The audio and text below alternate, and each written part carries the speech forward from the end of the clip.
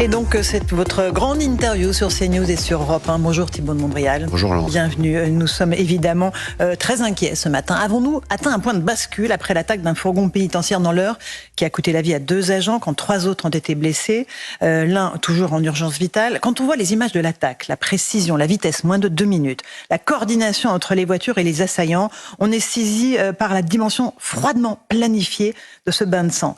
C'est d'abord aux victimes que l'on pense, mais il y a ce point de bascule qui a été atteint, selon vous? C'est indiscutablement un point de bascule.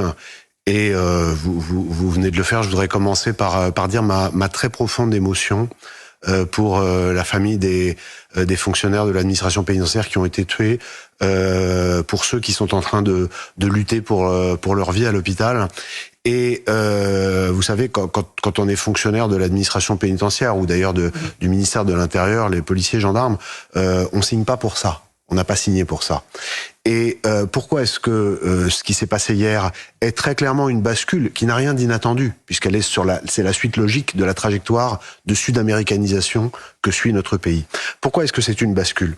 Parce que pour la première fois, Laurence Ferrari, pour la toute première fois, les moyens utilisés par les narcotrafiquants qu'on appelle des hauts de spectre, c'est-à-dire les mafias, les moyens d'utilisation d'armes de guerre, massacre de rivaux, voilà, ont été utilisés non pas contre des clans rivaux, mais contre la force publique, en l'occurrence ces surveillants de l'administration pénitentiaire. C'est la première fois. Il y a régulièrement et malheureusement des policiers ou des gendarmes qui sont blessés, assez rarement par des fusils d'assaut. Mais là, l'utilisation par des mafias de narcotrafiquants d'exécution, parce que les gens de l'administration pénitentiaire n'avaient aucune chance. Vous l'avez rappelé, ils ont été abattus par un commando qui avait planifié son attaque, ce qui posera la question du renseignement et de la façon dans laquelle ils ont obtenu les renseignements, et ce qui pousse vers une autre réflexion, qui est aujourd'hui les narcotrafiquants, les mafias de narcotrafic sont devenues tellement puissantes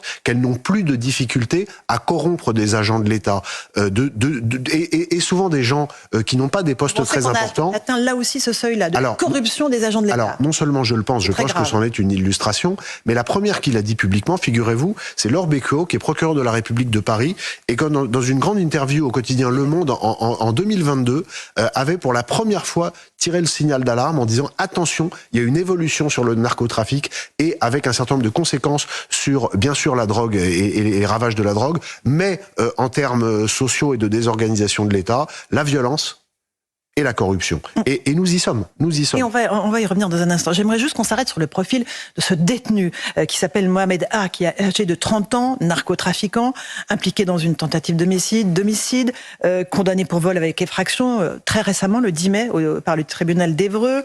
Selon les informations d'Europe 1, un parcours de délinquance très jeune qui a commencé entre 11 et 14 ans. Il avait déjà 19 faits à son actif. Ce sont des parcours de délinquance que nous n'arrivons plus à stopper dans notre pays. Mais vous venez de le rappeler, Laurence Ferrari, cette affaire absolument tragique, elle était inéluctable dans l'affaissement, dans la trajectoire d'affaissement de notre pays, mais elle illustre tous les maux qui touchent la délinquance aujourd'hui. D'abord, Mohamed Amra, moi je dis son nom, il me fera un procès s'il veut. Mohamed Amra, c'est quelqu'un qui est issu de l'immigration. Il est né en France, mais il est issu de l'immigration. Ensuite, et vous l'avez rappelé, et ça c'est très très important, entre 11 et 14 ans, je crois que c'est William Molinier d'Europe 1 qui a sorti cette information ce matin, il a été mis en cause pour 19 faits, et les 19 faits ont été classés sans suite. Donc vous avez un jeune délinquant, mineur, qui est un jeune homme en train de se structurer, qui tente le parcours de délinquance, et qui, comme seule réponse de l'État, ne reçoit que des classements sans suite. Donc toutes les affaires ont été classées sans suite. Toutes les affaires ont été classées sans suite, c'est ce qu'a indiqué le journaliste ce matin. 11 et 14 ans. Donc, évidemment, mécaniquement, c'est un encouragement formidable. À partir du moment où le délinquant ne sent pas les limites, la limite droite et la limite gauche, qui est une limite éducative au sens large, quand il n'y a pas d'autorité, on s'épanouit dans le parcours de délinquance, c'est tellement facile. Et on en arrive à des profils comme ce Mohamed Amra, dont Gérald Darmanin a dit ce matin, c'est très intéressant, qu'il ne s'agissait pas d'un des narcotrafiquants les plus connus. Ce n'était pas l'ennemi public numéro 1, a dit le ministre de l'Intérieur, effectivement. Et donc pourquoi ce bain de sang? Mais alors, Laurence Ferrari, la conséquence qu'on peut en tirer, elle est encore plus grave.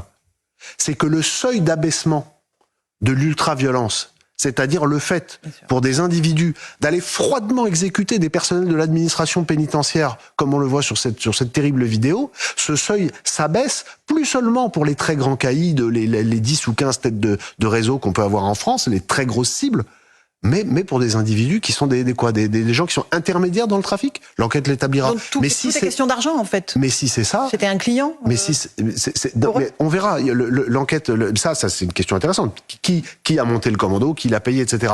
Mais le point sur lequel j'attire l'attention de chacun, c'est que quand on dit depuis des années qu'il y a des armes de guerre partout en France, que pour l'instant elles ne sont pas utilisées contre les forces de l'ordre, ni dans les violences urbaines, elles ne l'ont pas été l'été dernier pendant les émeutes, ni par les terroristes islamistes, parce que ceux qui ont ces armes essayent de les garder pour le grand banditisme. Désormais, il y a un tabou terrible qui a été franchi hier.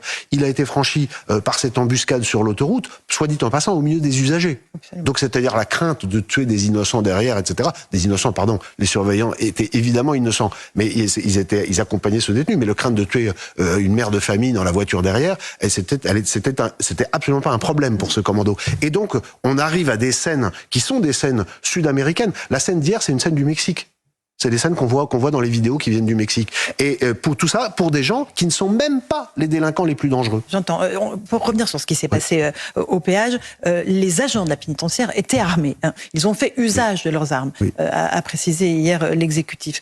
Est-ce que les moyens dont ils disposent sont suffisants pour lutter contre des armes automatiques, des armes de guerre? Alors, clairement non. Vous connaissez la réponse? Clairement non.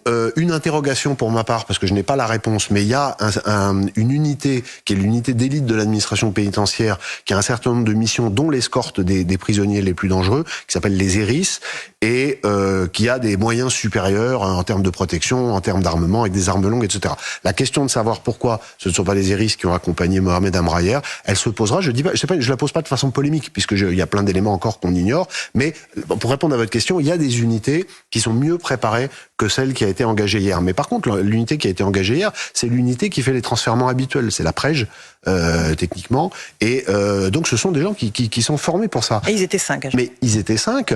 Mais encore une fois, il y a une question de préparation technique, et puis il y a aussi une question de préparation mentale. Ça n'était jamais arrivé que une escorte de l'administration pénitentiaire soit engagée à l'arme automatique. Donc maintenant, très clairement, il y aura aussi une bascule psychologique chez les surveillants. Mais et on pense à eux ce matin. Là, ils ont déclenché avec leur syndicat un mouvement de grève, un blocage de l'ensemble des établissements pénitentiaires aujourd'hui, une journée prison morte. Ils réclament, eux, la réduction de ces extractions de détenus en privilégiant notamment les visioconférences, parfois avec les magistrats. Est-ce que c'est une partie de la solution ou est-ce qu'on est face à un phénomène qui est encore plus important? Non, alors on peut trouver on peut trouver des solutions techniques. Le fait de recourir le plus possible, notamment pour des actes judiciaires les plus simples, à la visioconférence, c'est évidemment une piste, parce que mécaniquement ça réduit les trajets. Mais on peut pas non plus avoir une justice qui se désincarne. Bien sûr. Et qui fasse que le juge n'est pas en face du prévenu, ou que le prévenu n'est pas en face de son juge. Je voudrais dire une autre chose sur les surveillants de l'administration pénitentiaire. C'est qu'on parle assez rarement d'eux.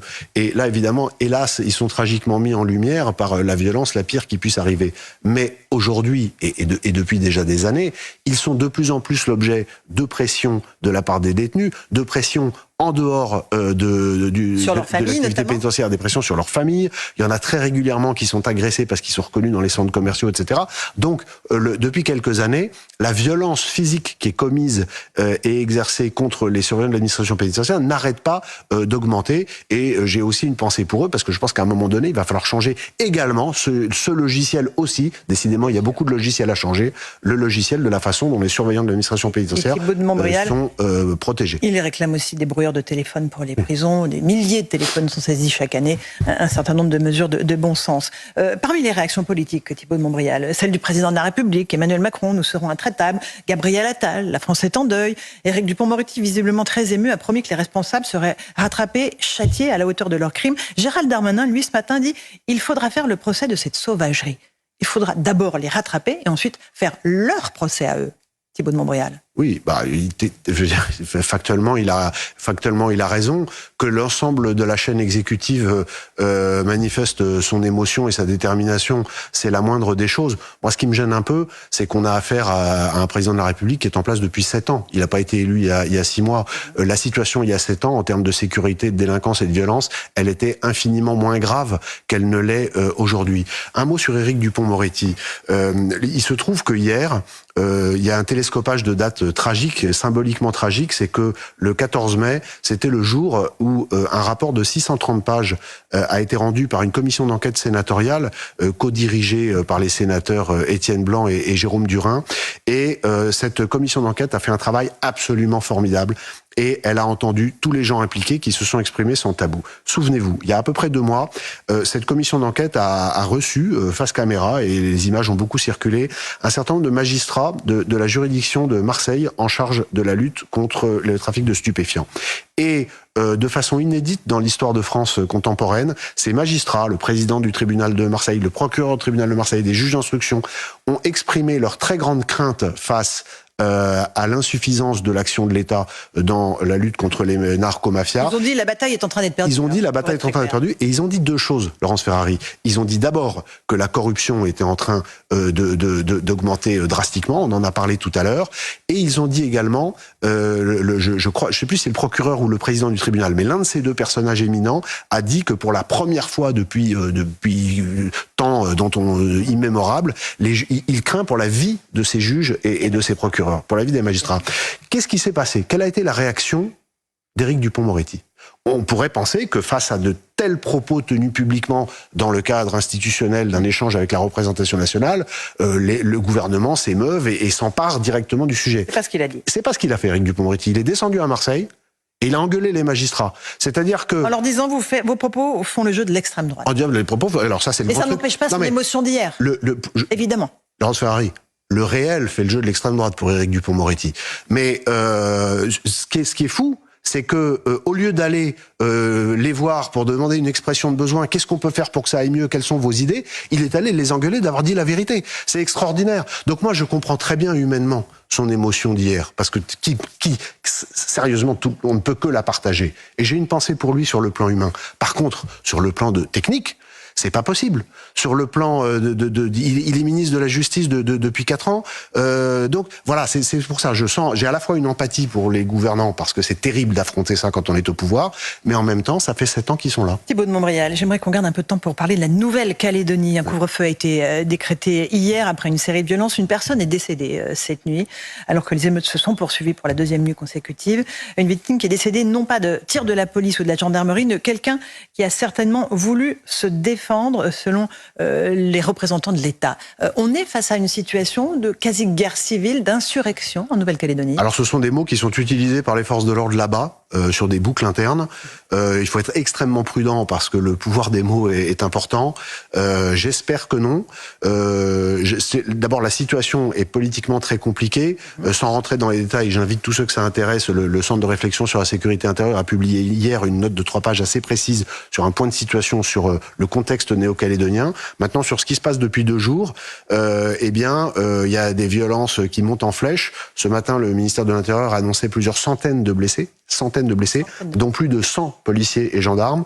J'ai des rapports en off de plusieurs ouvertures de feu, notamment de policiers qui ont été attaqués chez eux à leur domicile. On verra si tout ça se confirme et quelle est la conséquence.